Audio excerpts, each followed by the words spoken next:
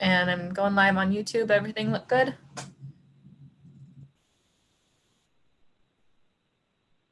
Looks good. Start the broadcast, so if everyone could just mute themselves.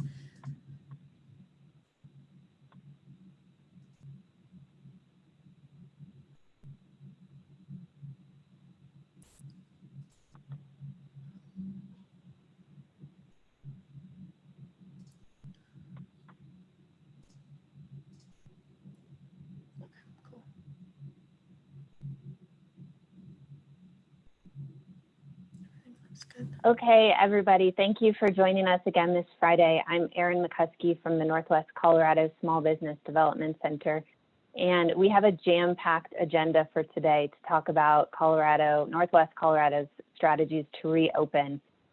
Just a reminder that you can use that Q&A function on your screen in order to submit questions, and if we don't answer them during the call, we will follow up with information after.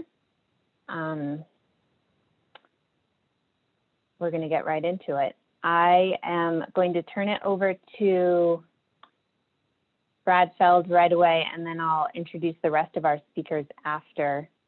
Brad is well known in the entrepreneurial circles of Colorado, but today joins us as chair of the Colorado's Innovation Response Team and a member of the Governor's Economic Recovery and Growth Council to share ideas on reopening Colorado.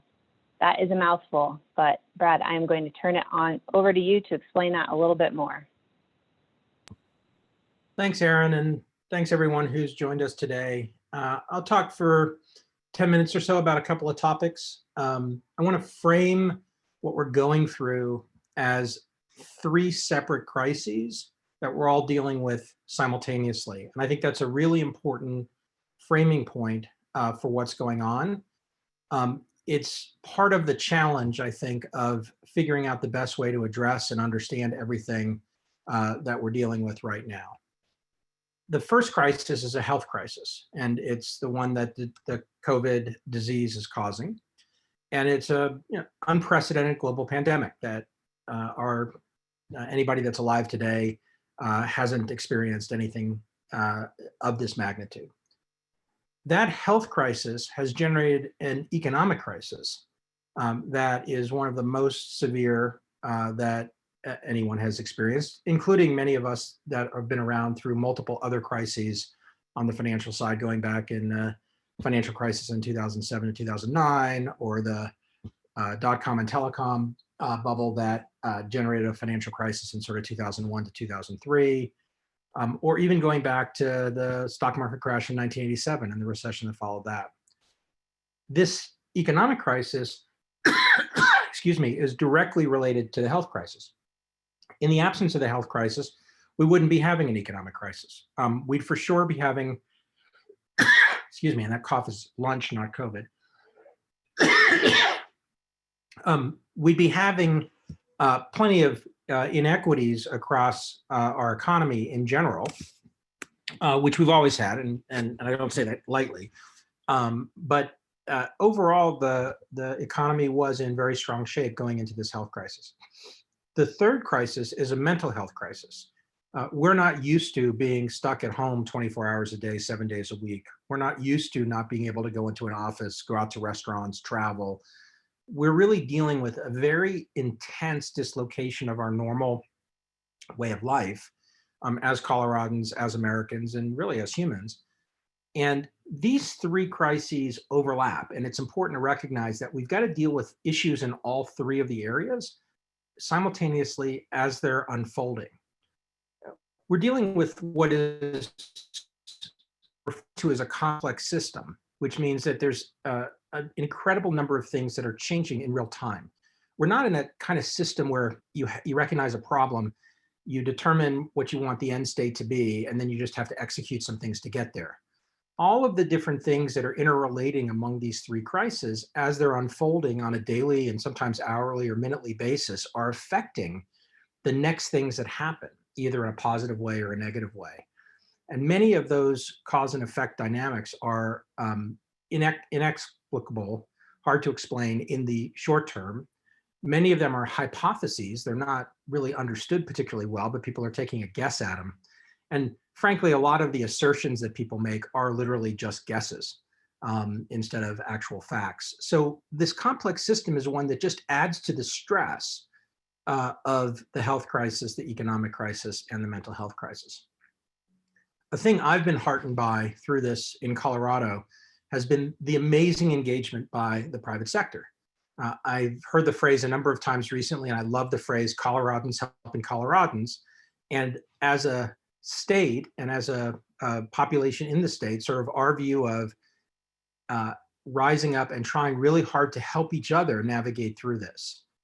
I've also seen a really intense willingness in the public sector to work with the private sector and vice versa. The overlap between city government, state government, as well as various private sector initiatives have had extremely strong positive feedback loops, not just in solving problems, but in actually understanding what the problems are, and then focusing energy on helping things that will then have continual downstream effects versus just solving individual problems in isolation.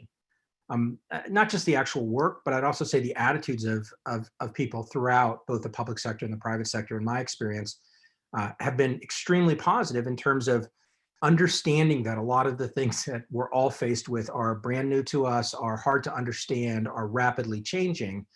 And as a result, getting things right immediately on the front end and being able to execute is a virtual impossibility.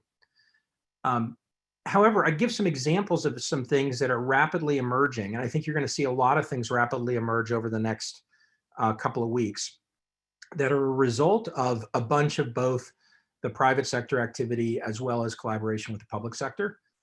One example that I give is something that's been in the news the last couple of days, which is called the Energize Colorado Gap Fund. And this is a fund that is being raised. It'll be launched on May 5th. Around the idea of filling the gap for businesses that were not able to get access to PPP loans. These are very small companies, typically 25 employees or less. They're companies in a lot of places that have sort of at the intersection of non-traditional business or businesses that have various sorts of diverse components to them. They're the companies that often are the ones that get caught in the inequities that exist across any landscape, but especially in our state and our business. And there'll be rapidly deployed funds, relatively modest amounts, $15,000, $10,000 type funds, but it's an opportunity and an issue that was very clearly identified by a number of people in the private sector, as well as supported by a number of folks on the public sector.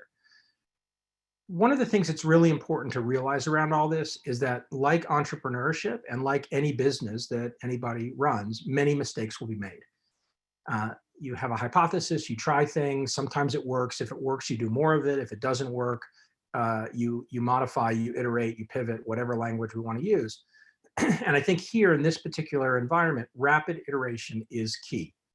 So the idea that many things will be tried, the ones that work, emphasis should be put on them and we should do more of it. The ones that don't work, we should understand why they don't work in very rapid fashion and iterate. Another point that I'd make is I think it's really important that collectively, especially across the private sector, especially across different geographies, especially across different dimensions of business, as well as different fundamental orientation on particular issues, whether it's political ideology or something else, we work collectively to try to come together and support each other. This is something that's been really, really rewarding to me as I've engaged with lots of different people trying to understand, figure out problems, get people involved, and address issues, is that the general that most people have taken has been to assume good intentions, be clear about what they're trying to do, be clear about what's working and what isn't working, listen carefully to anybody that's giving them feedback on what is or isn't working. And as I mentioned earlier, continue to iterate and iterate rapidly. We're in a place, and I think Jared said it really, really well at one of his press conferences recently, that's a sprint, not a marathon. Sorry, it's quite the opposite. We've exiting the sprint and we're now in the marathon. The dynamics around it are we have this 4-week, 5-week period that was unbelievably intense against the backdrop of something that is really unusual for all of us, this notion of stay at home and changing sort of all the patterns that we have as people. There isn't some magical thing that's going to solve the COVID crisis in a week or 2 weeks or a month or 3 months. Yeah, there might be a vaccine. Yeah, there might be some treatments. Yeah, things might happen. But recognize that the action that we just took over the last 30 days was action explicitly focused on helping our healthcare system get ahead of the crisis. If we hadn't done stay at home for the last 30 days, our hospital system would have been swamped and would have fallen over, and our crisis would have been both accelerated and deepened. However, as we start to shift towards opening Colorado back up, it doesn't mean that we're flipping a switch and everybody goes back to where they were. In fact, almost by definition, so many of the way things worked before are going to be different going forward. And so I think it's really important to be clear about the length of time that we're going to be working through this and view what's happening today, tomorrow, next week, the week after, as a short-term part of a very long-term marathon, which, most likely will go on for the rest of 2020 in some capacity. The powerful thing, I think, again, about Coloradans helping Coloradans is that we can work together to understand what we need to do to make it safe for everybody and to help us really re-energize and reinvigorate our economy coming out of this crisis, while at the same time being really clear about helping people across the entire landscape and eliminating or lessening any inequities that would normally appear. So really coming back to this idea of assuming good intentions, listening, understanding that lots of things that we're doing and that different people are doing won't necessarily work, some will, being open to continue to experiment and learn, know that everyone's under an immense amount of stress. The leadership in the state, people in the private sector, the person running a small business anywhere in the state, somebody who's worrying about how they're going to deal with buying groceries in a week. Like the whole spectrum is under immense stress, and approaching it from a standpoint of working together, supporting each other, and trying to solve the problem for the good of all of us is a really powerful orientation that I've been seeing over and over again, and it makes me proud to be part of Colorado as a result.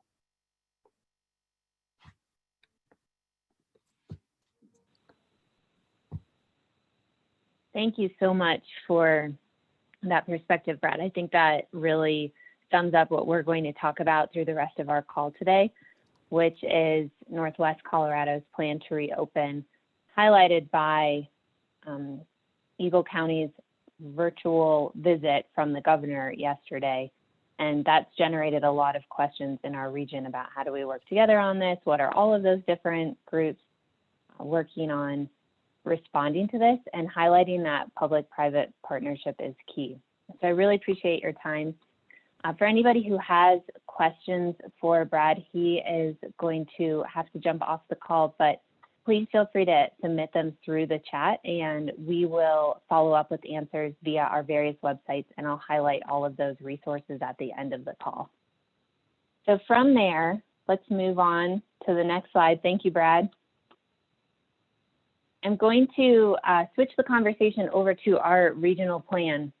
So as some of you know, Eagle County had this well-publicized visit from the governor yesterday to really launch the conversation about opening. It's generated a lot of questions from business owners, both in Eagle County and around the state, questions that we're going to dig into as much as we can on today's call. The one thing before we get started that I want to be sure to acknowledge is that we're going to start off the conversation by talking with Eagle County, and then we're also going to be joined with some perspective from Garfield County and Routt County, since they're our neighbors. But Northwest Colorado is a large region. For the sake of time, we can't get into the detailed plans everywhere, but we do want to acknowledge that each county, city, many other agencies and partners are working together on this plan to reopen business.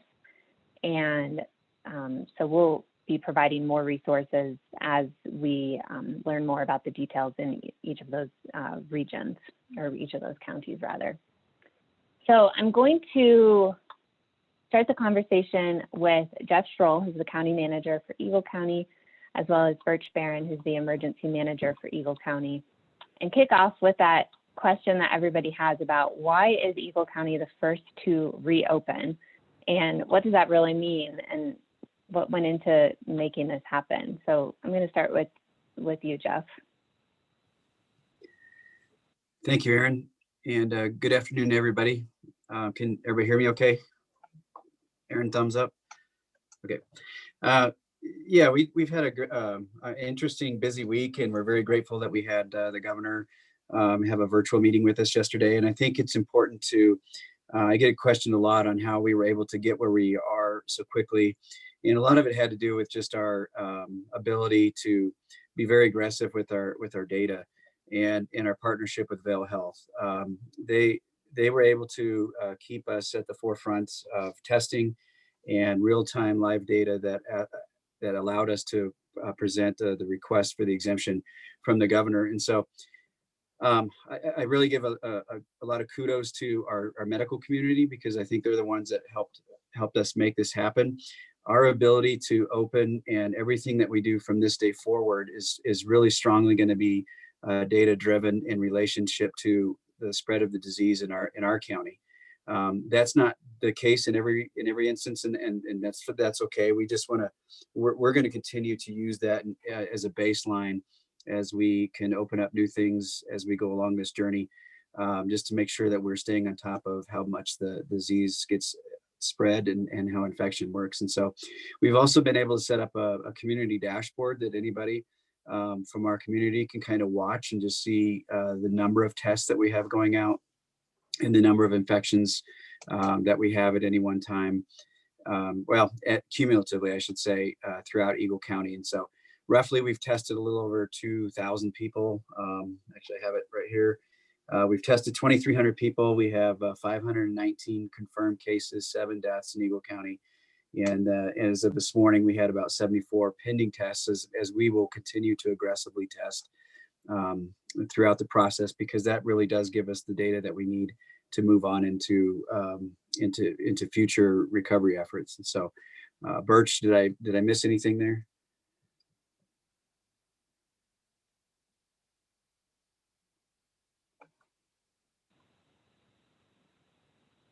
Not sure if Birch is still there, but I'll pull Birch into some of these future questions. But okay. Next, let's really quick stick with you, Jeff. And if you would, let's go to the next slide, please.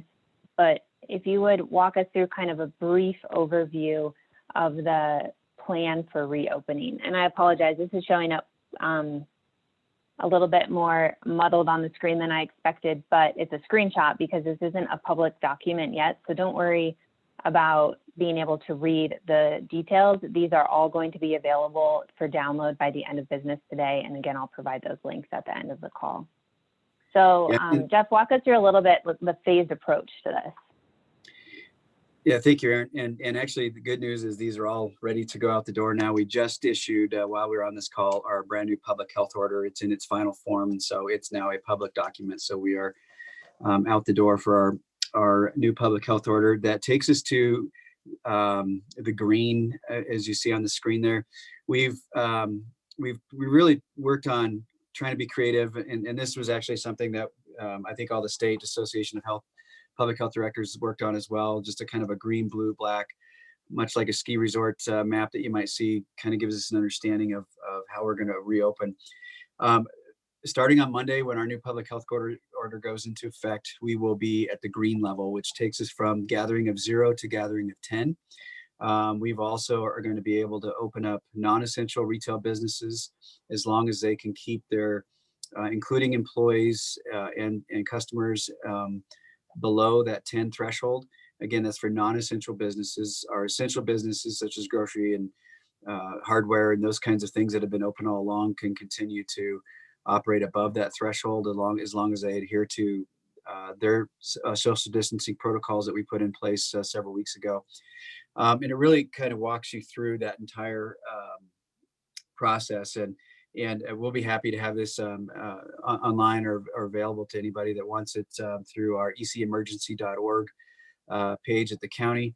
But it walks you through retail offices, what those expectations are, personal services and other businesses, elective and preventative medical care.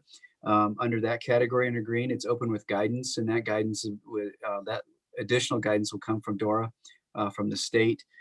They've got a whole host of different things they need to do. Same with early childcare. K through 12, I think we've seen all of Western Slope let their schools go for the rest of the year and just stick to online learning through the end of the spring semester.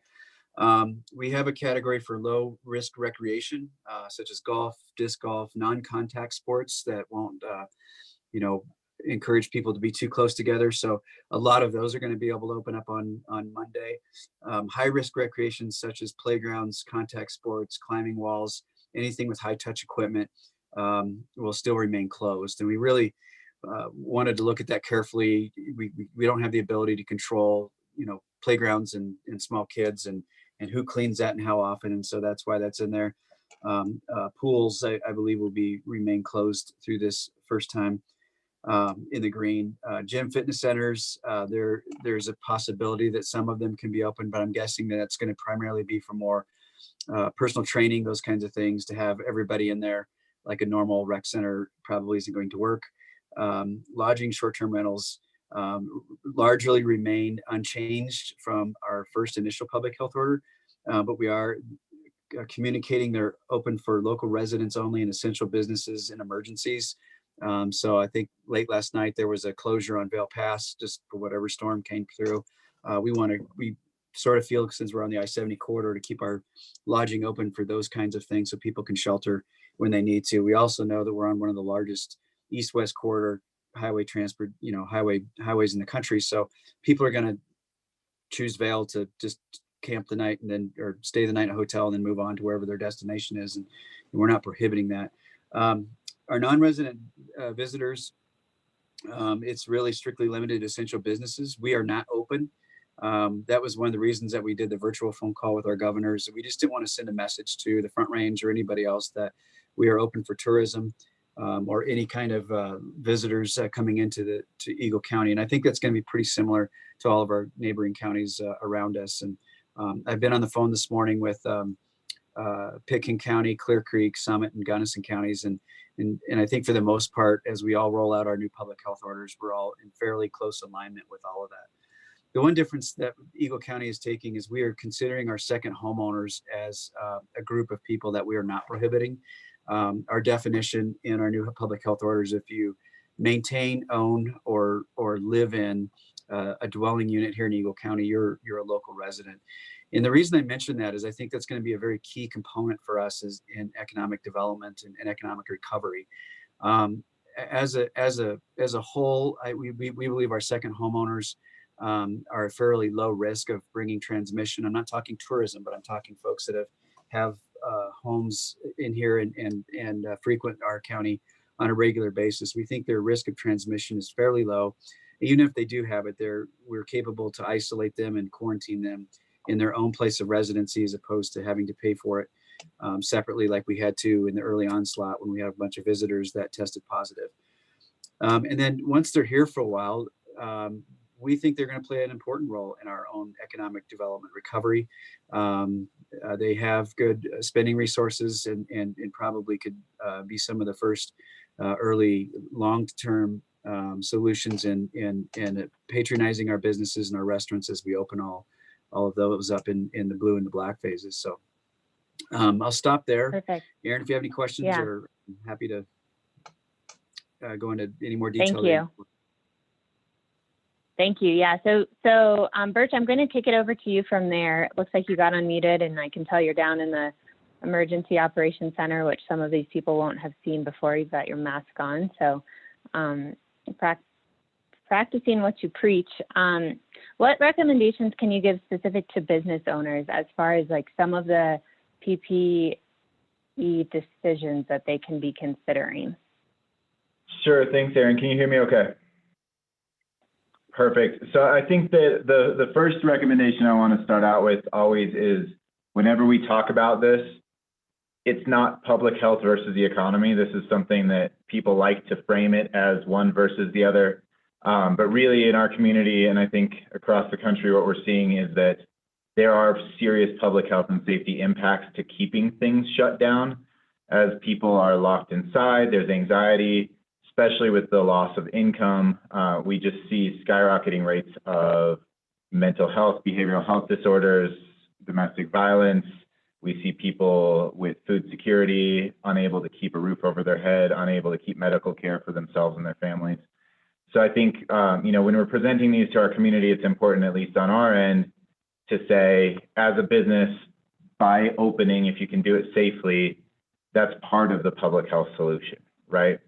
As far as protecting yourself, what we've tried to do in this order is, even though the trail map lists certain industry types that we know we're going to get questions about, we're really trying to provide a roadmap for how you can open any type of business safely. We want to be out of the business of opening or making a list as government of this is essential and this is not essential. What we'd like to be able to do, and what we hope to do, is create a set of guidelines to say, if you can do these things that limit disease prevention or disease spread and help with disease prevention, then we want you to be able to open. So a few of those things that we've really highlighted are, make sure that you have some sort of symptom check process in place, so that when people come to work, they're asked, are you feeling okay? If not, they're sent home immediately. That's the best thing you can do.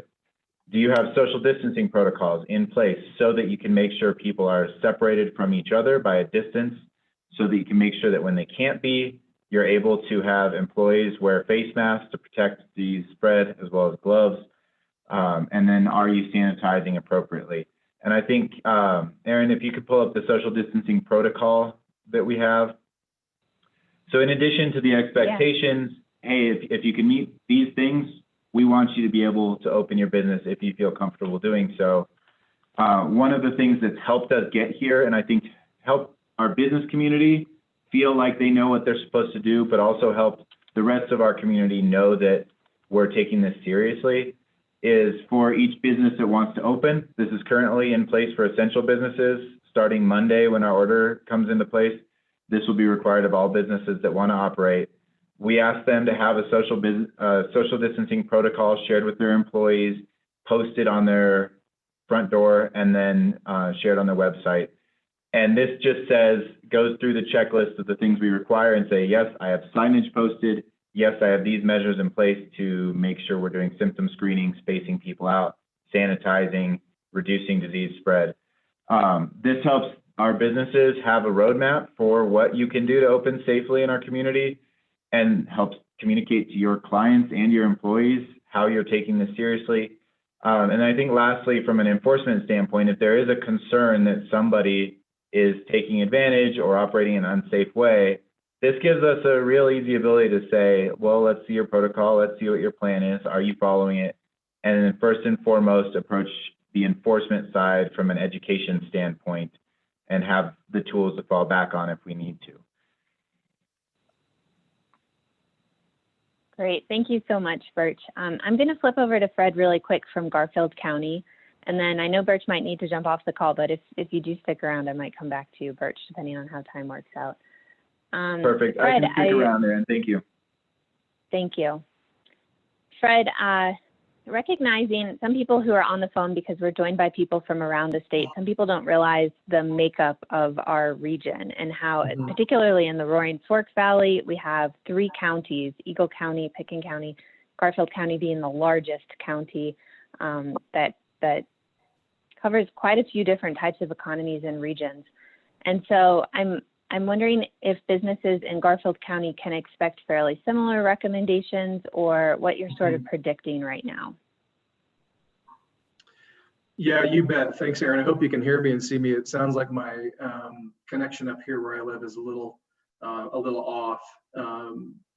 But yes, it's very similar. The thing I would mention for this call, the county has been underway with a pretty tailored, I would say, tangible approach with our current businesses during the stay-at-home order. So we feel like we're continuing to open for business. We have worked with our small businesses for the last 3 to 4 weeks, keeping them as open as they can be, given all the public health concerns that are there that Jeff did a great job describing. Same thing for us. Everything is data driven. It's really driven by our public health team, and we have a 3-phase rollout that's going to open up today. It'll be published around 3:30. It's very similar to what Eagle County is laying out now. I will say it's been really good in the sense that, for example, with our construction and trades, we've kept them open to the degree we can by doing specific site visits and really understanding what they have in place for their protocols. But similarly, we have a form that's going to go up live later this afternoon where businesses can go on and check all of the things that could apply to them. The social distancing, of course, is key to that. Hygiene, all of those things are in place. Still 10 or less is where we are. But you're right. I think the counties and jurisdictions are doing things a little differently. So, for example, we have Lumber Springs is taking a little bit of a different approach. But like the rest of the other counties, we're trying to digest what the governor did give us for guidance, but we're tailoring that to what we need to do, driven by our data. We've got about 800 folks tested in the county, 2 deaths. And similarly to what Bert said, a lot of this tends to depend on how these businesses will open and then stay true to their protocols. And if that path looks good over, let's say, the course of 4 weeks, then we'll continue to ramp up if we can and open even further. But a lot of that depends on our business community to follow those.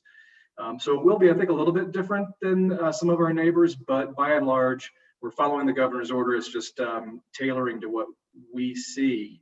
And along those lines, we've been working really closely with various stakeholder groups, including our restaurants and our tourist industry, construction trades, to really hear from them specifically what it is that they need, where are the gaps, how can they continue to navigate this with a little bit of flexibility. And so we've been able to do that for some time now, which I think's been really helpful for our community. So it's just a little bit of a snapshot, but I would say that our plan will come alive at 3:30 today, and we'll start to push that out to everybody so that businesses can fill out that form, submit it, and then post those forms either on their front business windows, on their counters, at their job sites, those kinds of things. And that really lets the public know that they can open and operate more or less with the blessing of a public health background. Thank you, Fred. Let's turn it over to John to answer a similar question for Routt County. What is the plan looking like right now as far as reopening? Sure, thanks, Erin. I appreciate the time. Really, it's much the same as that we're seeing in the other counties, and we're paying close attention to Eagle County and Roaring Fork Valley, what's happening there, and so that's what will happen here in Routt County. So it's much the same. So I don't have much to add beyond that. Though what I would say is we're working hard to look even further down the road. And in our emergency response structure, we added a long-term economic recovery group so that information is being pulled into this response. And so that's really our convening and engaging function. Dividing and looking at the different industry sectors that we have and engaging with them individually to further understand their needs and ensure that communication comes in for them. So that's lodging, restaurant, retail, even our events. As event planners are looking at the summer, having rolling engagement with them so that we can start to lay out what this looks like and what are kind of the contours that'll exist, using the word that the governor used at the state level. Yeah, thank you, John. And you bring up a great point, because many of us who are on this call today get to be on a lot of the government calls and get to hear about all of these plans that are happening in different counties, many whom have a plan similar to what you just mentioned, like the industry breakout, to be able to come up with specific plans for lodging, restaurants, salon type businesses, medical businesses, you name it, they're breaking out and looking at the long-term recovery plan. So we're seeing this in most of the counties in Northwest Colorado, but our business owners who are on the phone, I think, have heard a lot about the loan programs, and they've heard a lot about the public health response from our governments, but not necessarily about that economic recovery response from our county. So I think that's great to add in.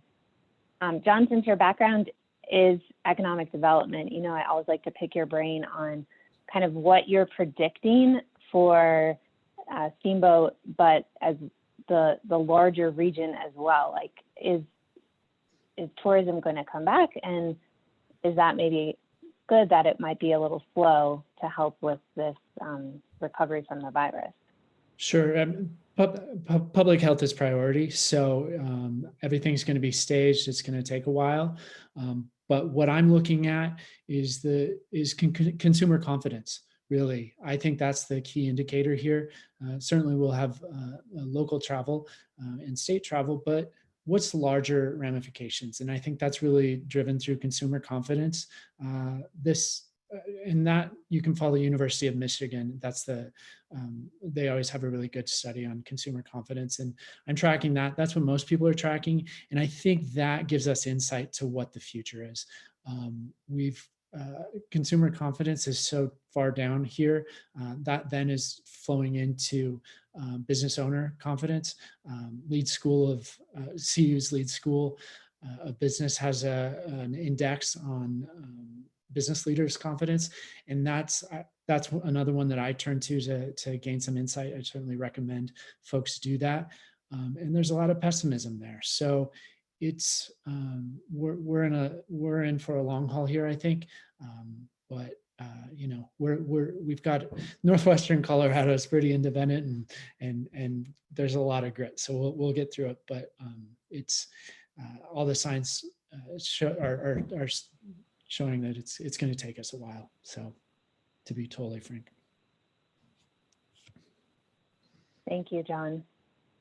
Back over to Birch, and I'm going to wrap up on this question just so that we stay on time. But Birch, can you help just summarize a lot of the questions that we're seeing in the chat right now are the questions about why the timeline differs from county to county? And from a public health perspective, is that safe? How can residents here, as well as business owners, feel safe in this decision to be moving forward with reopening? Sure, thanks, Erin. I think this touches on what John was mentioning there with consumer confidence as well. I don't know if you're able to pull up our dashboard on the screen for people to see, but I think it's important for people not just to understand, okay, this is what the rules are now going forward, but bring our whole community along to why we feel we're ready to take this step. So really a lot of our decisions are based off of 4 trigger points that were published by an American Enterprise Institute paper in collaboration with Johns Hopkins University. The 4 trigger points that they look at are, have you seen at least a 2-week sustained decrease in the number of COVID positive cases? Is your hospital and medical system back operating at full capacity? Are you able to quickly identify new cases when they come in? And then do you have the public health capacity to quickly address those new cases with isolation and quarantine so we can keep the new cases from spreading into another epidemic? I think what we're able to show in Eagle County, and this is where I think a lot of counties in the state might be here, but they are not, unfortunately, able to get the data that they need to really feel comfortable in this decision yet. We've had, with this partnership with Vail Health and honestly all of our medical providers in our county since the beginning, we've had an aggressive approach to testing. And if you look at the graph in the upper right, you can see starting at day 0, which is our first case in Eagle County on March 6th, second case in the state, you see this rapid increase in tested positive cases based on a date they were tested positive. And then about 2 weeks into the epidemic, just a few days after a couple big decisions, one is our initial social distancing order, along with collaboration with Vail Resorts to close the ski area. You start to see that peak very quickly, take a downturn, level off, and then really what we believe we're in is now a 4-week continued decline in new cases. And then if you look at those two graphs on the bottom, the one on the left is self-report and the one on the right is test. That's pretty much reflected in those graphs as well, which shows symptom onset date. Most of our spike in cases was between March 16th and March 20th, and we've had this continued downturn. So that, in collaboration with the fact that we've been talking with our health providers every single day, that they're just seeing a drastic return to normal, a reduction in severe cases that we were seeing 3-4 weeks ago, means that we have the capacity to start asking ourselves, are we ready to do this safely? I don't think any of us would feel ready to take this step if we didn't have those other two trigger points as well, though. And that's really knowing, do we have the testing capacity to really quickly say, anybody who's starting to feel symptomatic, go to your medical provider, get tested. We need to know very quickly if you are COVID positive so that we can put isolation rules in place and start identifying where you might have gotten that and lock it down quickly. Those systems weren't in place at the beginning of this incident. To be honest, they weren't in place even 2 weeks ago here. A lot of the testing was being done, but the turnaround times were anywhere from 1 to 10 days sometimes. So I think that just recently, it seems like the testing turnaround time has caught up with that. And then additionally, our public health system feels really confident that we have the ability to quickly address those cases, put the orders in place to make sure that the spread in those cases is limited. But that being said, one of the things that we're really aware of is that this is now the responsibility of the community. I think that we as government have a role in this, but whether or not we're successful in this next phase is going to be up to our small businesses, up to our community members to say, are you taking this seriously? This next step where we're no longer saying government isn't telling you not to do a business and not to open, but there are certain things that we want people to take into account, to do things safely so that we are running business in a way that doesn't get us back into the situation we were in maybe a couple of months ago. Yeah, thank you, Birch. I think that's a great point to end on, and these calls always go too quickly. So I appreciate that rapid download of the information. I want to emphasize that piece that this is going to be a partnership going forward, the public-private partnership, working with business owners across the region to implement these standards as you can so that business can remain open and that we continue to see the downward turn in cases, or at least a caseload that we know that our local healthcare system can easily manage. So that was a lot of information. You can find all of those resources on the SBDC website as well as on your county's website, so check those out. Really quick, want to provide a reminder that the SBDC is here to provide you with one-on-one free business consulting services. We also have seen some great programs launched across our region and beyond to provide that similar type of support to business owners. So there's a COVID financial network that you can see the information on the screen. Also, the CU Lead School of Business has their faculty members providing free business consulting. So check those out if you want to talk through some one-on-one solutions for your business. I will say the Northwest SBDC is available to help you talk through these individual solutions that are very specific to your county or your city and help you navigate all of those different resources. Next slide. Finally, I also just want to give a shout out that I neglected to do at the beginning. Thank you to our partners at the Office of Economic Development and International Trade, as well as Startup Colorado for helping us to put on these calls. You can find all of these links on the screen here. The downloaded information on this recording will be available at the Northwest SBDC website, which you can find in your chat. We're going to sign off and we'll be following up with the answers to all of the questions that you've submitted. Thank you so much for your time.